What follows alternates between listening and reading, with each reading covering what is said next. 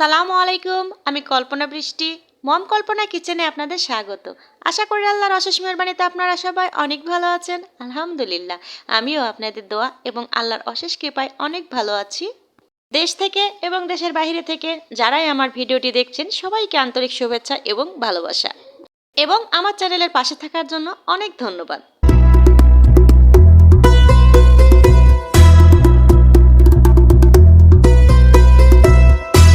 আজকে সবার পছন্দের একটা রেসিপি নিয়ে আমি চলে এসেছি। আজকের রেসিপিটা হচ্ছে তিল এবং নারকেলের ভাজা পিঠা।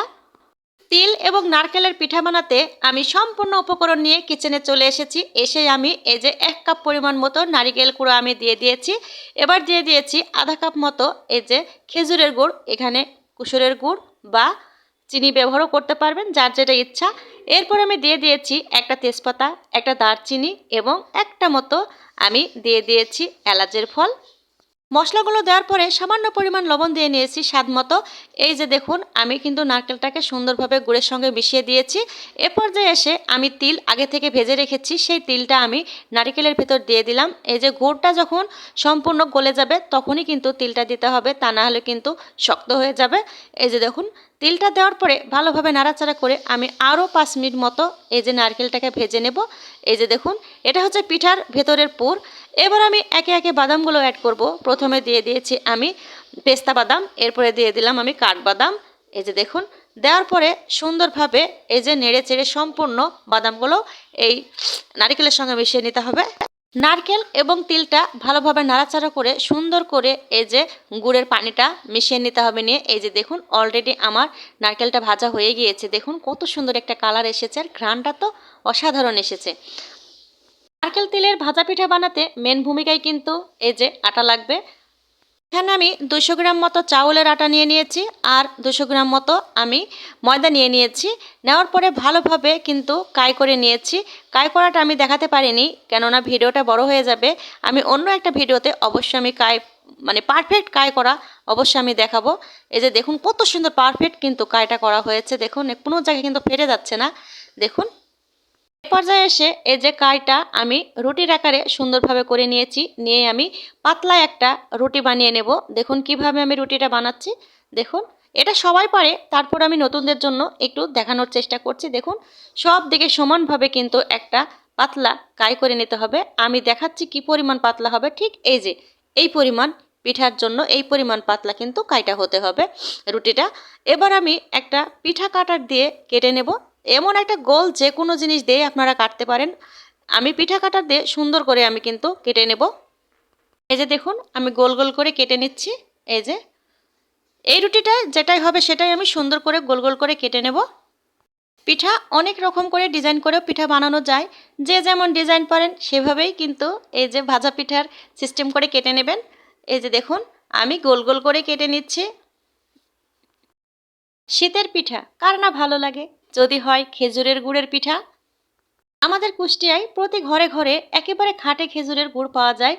আমার আম্মাদের দেখেছি ছোটোবেলায় একেবারে খেজুরের রস দিয়ে চিতই পিঠা, তারপরে দুধ পিঠা, তারপরে আরও অনেক রকমের পিঠা আমাদের বানিয়ে খাইয়েছে।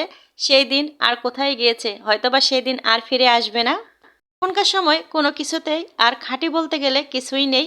সম্পূর্ণ জিনিসের ভেতরেই কিন্তু এখন ভেজাল। আগে আমরা খুব সকালে খেজুরের যে রসটা খেতাম তার একটা স্বাদই আলাদা ছিল, কিন্তু এখনকার রসের ভেতরে চিনি মিশ্রিত হয়ে যায়, তাই সেই স্বাদটা আর পাওয়া যায় না।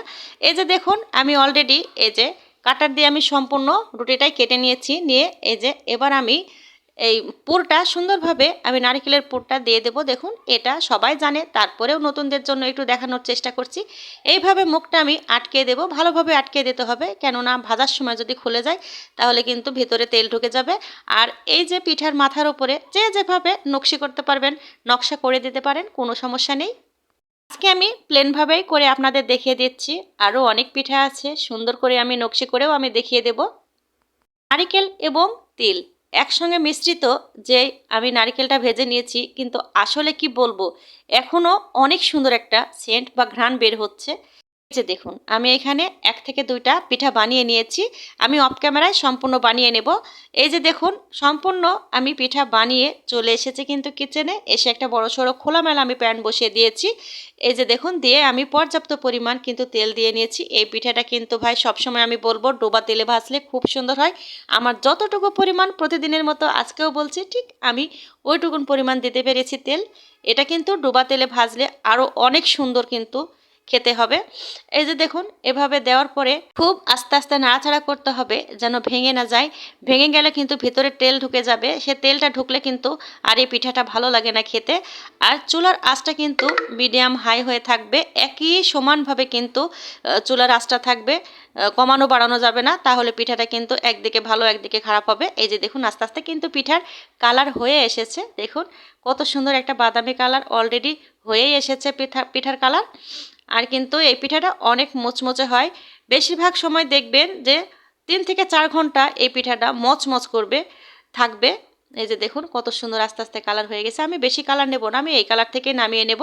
এই যে দেখুন কত সুন্দর একটা গোল্ডেন কালার এসে গেছে পিঠা ভাজিতে। পিঠা আমার ভাজা হয়ে গিয়েছে। এবার আমি তেলটা ঝরিয়ে নিয়ে এই যে দেখুন একটা প্লেটে আমি এই যে টিস্যু নিয়ে নিয়েছি। এক্সট্রা তেলটা টিস্যুটা চুষে নেবে, এই কারণে আমি টিস্যুর উপরে পিঠাটা রাখবো। দেখুন এই যে দেখুন কি অসাধারণ একটা কালার এসেছে, কি বলবো, দেখুন কালারটা খুব সুন্দর এসেছে। ঠিক এই পর্যায়ে এসে কিন্তু এভাবেই কালারটা রাখলে কিন্তু পিঠার অরিজিনাল কালার মনে হবে। দেখুন কত সুন্দর, এই যে দেখেই কিন্তু খেতে ইচ্ছে করছে। আর খেজুরের গুড় আর তিল তার তো স্বাদই আলাদা ভাই, গন্ধই আলাদা। এই যে দেখুন কেমন হয়েছে, আমি একটা পিঠা আপনাদের ভেঙে দেখাবো। দেখুন আর কতটা মচমচে হয়েছে, আর দেখুন কি ফুলে একবারে টইটুম্বুর হয়েছে। দেখুন কত সুন্দর ফুলে গেছে। এই যে একটুও কিন্তু খেজুরের গুড়টা কিন্তু ভেতর থেকে রস হয়ে বের হয়ে যায়নি। প্রতিটা পিঠা কিন্তু দারুণ ফুলেছে কত সুন্দরভাবে। কথা বলতে বলতে আমার কিন্তু মুখ ধরে গিয়েছে এবং ব্যথা হয়ে গিয়েছে, কিন্তু কিছুই করার নাই। নতুন ভাই বোনদের জন্য আমি যত কষ্ট করতে পারি না কেন সম্পূর্ণ সব কিছু ডিটেলস আমি জানিয়ে দেব। এই যে দেখুন কেমন মচমচে আর কেমন হয়েছে দেখুন।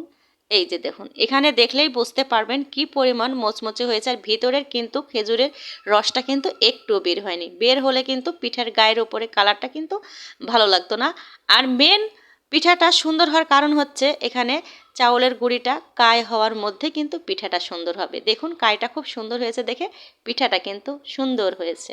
দেখুন আজকে এক্ষুনি যারা এই পিঠাটা খেতে ইচ্ছা করছে তারা অবশ্যই এখনই বানিয়ে খেয়ে অবশ্যই আমাকে কমেন্টসের মাধ্যমে জানাবেন আজকের আমার তিল নারকেলের ভাজা পিঠাটা কেমন হয়েছিল খেতে এবং দেখতে। যাদের নারকেল এবং তিলের ভাজা পিঠাটা খেতে অনেক ভালো লাগে তারা অবশ্যই আমার এই ভিডিওটা একটু লাইক দিয়ে দেবেন এবং সাথে একটা সাবস্ক্রাইব অবশ্যই করবেন। পাশে থাকা বেল বাটনটা অবশ্যই প্রেস করবেন, তাহলে যথাযথ আমার নোটিফিকেশন আপনার মোবাইলে সর্বপ্রথম পৌঁছে যাবে। সবাই ভালো থাকবেন, সুস্থ থাকবেন। আল্লাহ হাফেজ, আসসালামু আলাইকুম।